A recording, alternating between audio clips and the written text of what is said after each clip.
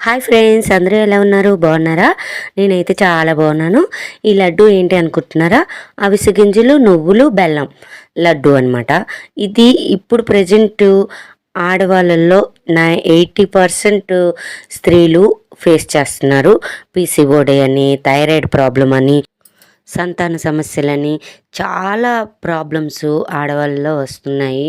సడన్గా weight loss అయిపోవడం, లేదు సడన్గా వెయిట్ గెయిన్ అయిపోవడం, అందువల్ల ఏంటంటే నరాల్లో బలం లేకపోవడం, బలహీనతగా ఉండడం, ఇమ్యూనిటీ లేకుండా ఉండడం వల్ల చాలా ప్రాబ్లమ్స్ ఫేస్ చేస్తున్నాం.